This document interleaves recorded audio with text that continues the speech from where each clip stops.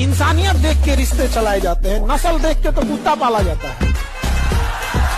जब हम संघर्ष कर रहे होते हैं तो अकेले होते हैं, लेकिन जब सफलता हाथ लगती है तो पूरा कारवां हमारे पीछे हो रहा होता है।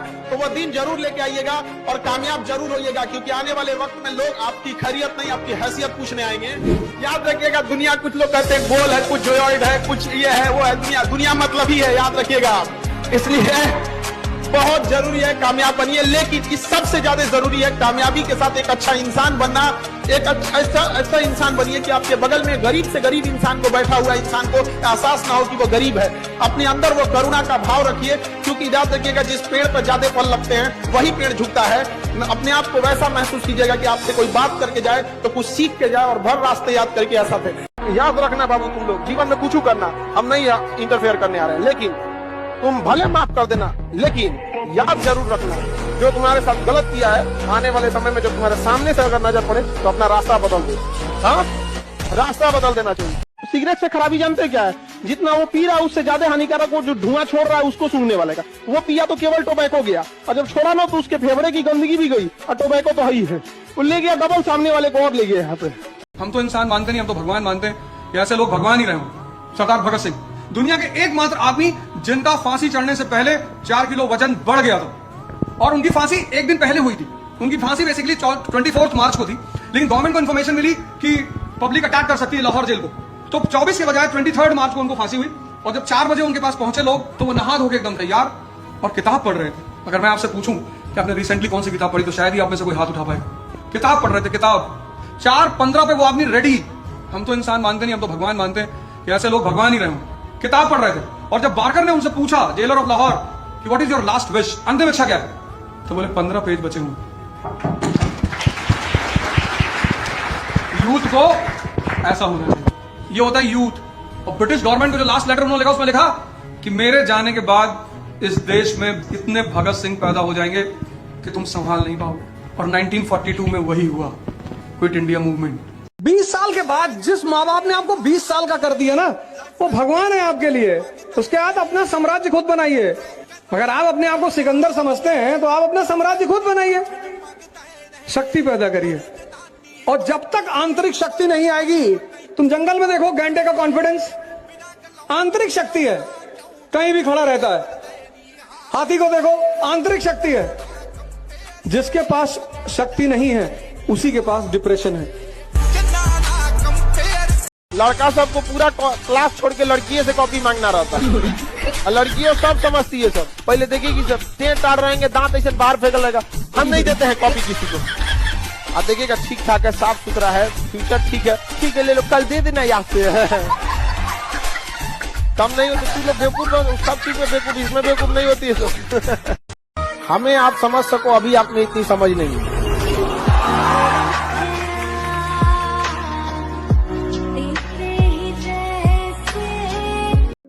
न्यूटन 5वां नियम बता देता कि जितना अंदर शांत होते चले जाओगे उतनी बाहर उपलब्धि होती चली जाएगी। Guarantee 5,00,000% guarantee. हिंदी मीडियम का आदमी बादशाह है इस देश का। कहीं भी खड़ा हो जाएगा, बोलेगा कोई पागल समझता है, कोई दीवाना कहता है। Expression, quality. हिंदी मीडियम बुरा मीडियम नहीं है। तुम देखो इस साल कितने लोगों ने हिंदी मीडियम से निकाला है। मेरा विद्यार्थी सब्जी बनाते समय तेल कम डालता है कि महंगा है, कोने मुंह से कह दे कि महंगाई कंट्रोल है। हमारा विद्यार्थी शाम के टाइम पे भूख लगता है ना, तो एने उन्हें टाल मटोल करके काट देता है। उसको पैसा इतना नहीं है ना कि तन सा तेल और चिवड़ा भूज दे, कुछ चिप्स या पापड़ या कुछ पकौड़ी छान ले, उसको नहीं है। और ये आप लोग देखते होंगे, शाम के टाइम छटपटा के रह जाते होंगे गरीब बच्चे कि राते में अब खाया जाएगा। हम कैसे कह दें, लोग नाराज हो जाते। हमारे यहाँ शिक्षा व्यवस्था, बीएससी करके कोई बच्चा 20-25 हजार की नौकरी नहीं कमा सकता है। हम किस मुंह से कह दें कि हमारी शिक्षा व्यवस्था बहुत अच्छी। हमारे यहाँ बीएससी बायोलॉजी से पास विद्यार्थी बीपी नहीं नाप पाता है। उसको स्टेथोस्कोप और BP machine, pulse rating machine दे देंगे तो कुछ नाप देंगे। जो सीरियस पढ़े हैं वो भी, जिनके अंदर जिज्ञासा थी सीखने की, संस्था, विद्यालय, स्कूल, यूनिवर्सिटी ने नहीं सिखाया, हम किस मुंह से कह दें। अपना नहीं बुरा होगा मेरा, आग लगा दूंगा साला जमाने में। मेरा ड्रीम पूरा नहीं होगा। मैं सेल्स का आदमी हूं ना साहब, थोड़ी कोई लिमिटेड सीट है। लिमिटेड सीट वाली बात होती, कुछ और बात होती, मैं बिल्कुल आपसे बोलता कि अरे कोई बात नहीं, एक नहीं कोई और है नहीं है। यहाँ अगर आपसे कोई बोले कि आपका अगला ड्रीम पूरा नहीं होगा तो आप पे क्या बीतेगी, तो आपका अगर पूरा नहीं होगा, पहले तो मैं यही नहीं सोच सकता पूरा कैसे नहीं होगा। अगर मैंने कोई सपना देखा है तो उसको अधूरा छोड़ने के लिए थोड़ा देखा साहब, अगर मैंने सपना देखा तो पूरा होना होगा। वो लोग बोलते हैं ना कि वो जितनी चादर हो उतनी पैर फैलाना चाहिए। अरे नहीं यार, चादरें बहुत हैं दुनिया में, खरीद के ले आएंगे सारी चादर की दुकान, पैर फैलाओ अपना। सपने हमेशा अपनी औकात से बड़े देखो।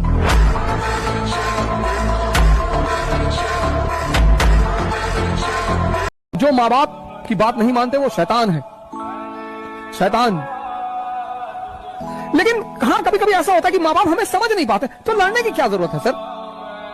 माँ बाप से नहीं लड़ा जा सकता सर, कभी नहीं लड़ा जा सकता। माँ बाप से तो कभी लड़ा ही नहीं जा सकता सर, कभी नहीं। कुछ भी हो जाए, भगवान उतारा है और माँ बाप कहते चला दो गोली तो चला दो, फिर इफ एंड बट की जरूरत ही नहीं। ये स्थिति है माँ बाप की। आदमी को पहचानना है ना, तो उसको ये देखो कि इसके माँ बाप के प्रति कैसा रवैया है। अगर वो अपने माँ बाप को भगवान मानता है तो आपके प्रति ईमानदार रहेगा सर, हमेशा।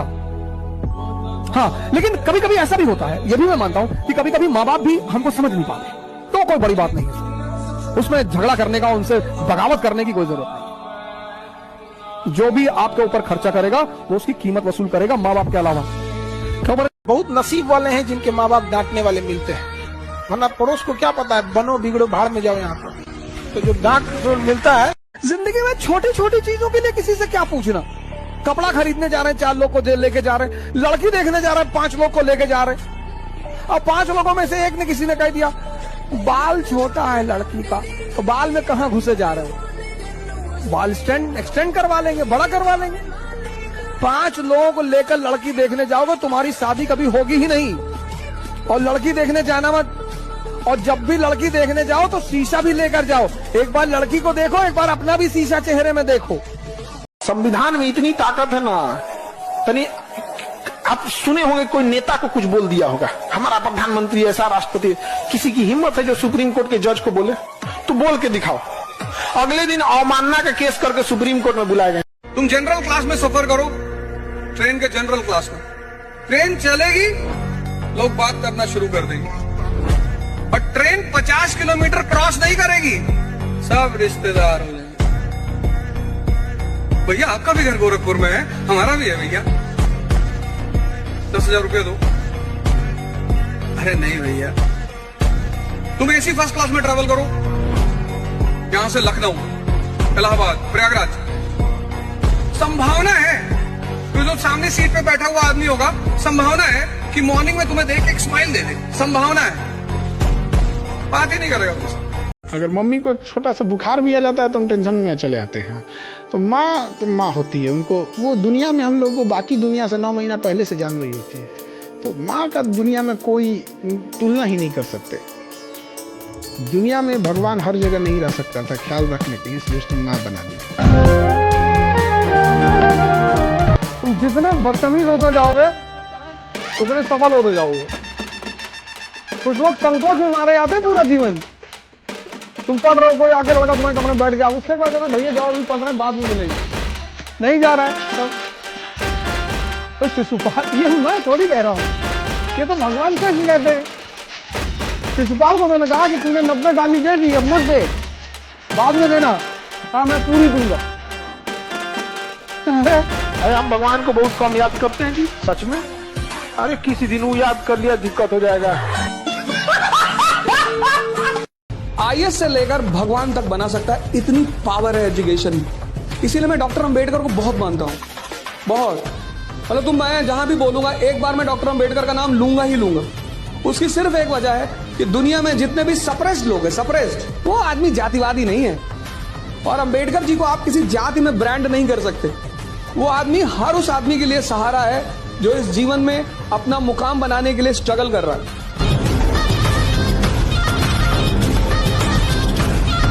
जीवन में गंभीरता रखना, अगर चाहे जितने भी तकलीफ में हो, तुम्हारे बगल वाले को पता ना चले, और जब पता चले तो दंग रह जाए कि इतना तकलीफ में ये मुस्कुरा कैसे रहा है।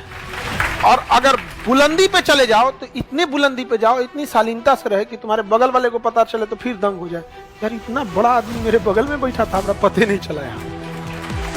हाई जो खदाने वाले होते हैं सब ना, ये खदाने वाले ये कोनो काम लायक नहीं होते हैं। हमेशा तनी सा बुलंदी पे होते हैं, बड़े कमबख्त हैं ये गुब्बारे, चंद सांसों में फूल जाते हैं, थोड़ी सी ऊंचाई पाकर अपनी औकात भूल जाते हैं। गुब्बारा फूकिएगा ना, 2-4 सांस फूकिएगा फूल जाएगा, तनी सा ऊपर उड़ेगा गुब्बारा, ऊपर जाके भड़क जाएगा। जा कितने भी बुलंदी पे चले जाना, याद रखना हवाई जहाज भी बहुत उड़ता है लेकिन लौट के आना है जमीन पे ही, आसमान में ठहरने का सहारा नहीं होता। इसलिए चाहे जितना उड़िए जमीन पे अपना संपर्क बनाए रखिए। एग्जाम में हम आपको बोलते हैं, याद रखिएगा मेरे वर्ड को, इसको एकदम कहीं लिख के रख लीजिएगा, कहीं ना कहीं लिख लीजिए जो बोलने जा रहे हैं। आपके क्वेश्चन सॉल्व करने की रफ्तार इतनी होनी चाहिए ना, इतनी भयानक रफ्तार होनी चाहिए ना कि बगल में बैठा विद्यार्थी अपनी कलम रोक दे, सिर्फ मेरा तो रिजल्ट ही नहीं होगा, यही लेके चल जाए। इसी रफ्तार से आंसर आना चाहिए, धड़ाधड़ क्वेश्चन खुला, सबसे पहले जीके पे भागना है, ये धड़ इतना रफ्तार मारिए ना कि जो एग्जामिनर ड्यूटी कर रहा है वो पगला जाए। पहले से क्वेश्चन पता था। एक डीएम के अंडर में रहो तो जिंदगी बन जाए, एक सांसद के अंडर में रहो तो जिंदगी बन जाए, और प्रधानमंत्री से दोस्ती हो गई तो देश आपका। जो आदमी भगवान और अल्लाह के अंडर में रहे वो परेशान, द्वंद का शिकार, निराशा, डिप्रेशन, पागलपन। तो आमिर खान साहब सही कहते हैं कि धर्म फिर वो आदमी समझा नहीं। पैर छूना छोड़ दो लोगों का, पैर सिर्फ उन लोगों का छुओ जिनकी वजह से तुम्हारे जीवन में परिवर्तन है। कोई भी नेता मिलता है तुम खट से पैर छू लेते हो, भैया तुम्हारा घर चला रहे हैं, ये तुम्हारे शिक्षक हैं, ये तुम्हारा जीवन बदल रहे हैं, इनका छुओ और पूरा छुओ, या तो छुओ तो नीचे तक जाओ। इंसान अच्छा होना चाहिए, चाहे लव मैरिज हो या अरेंज मैरिज हो, बहुत अच्छी जिंदगी बीतेगी। इंसान खराब है ना, कहीं भी नहीं बीतेगा। दुनिया में सिर्फ एक ही चीज सीखना है, दिमाग को इस्तेमाल करना। 99% को पता ही नहीं। बस इतना करना है कि जब जब जिंदगी नीचे की तरफ जाए थोड़ा सा हौसला बना के रखिए। कुछ ही दिन की बात होती है, हर चीज़ कुछ ही दिन की होती है। बहुत अच्छे वक्त में और बहुत बुरे वक्त में एक ही वाक्य कॉमन याद रखिए, कुछ दिनों की बात है, ये वक्त गुजर जाएगा।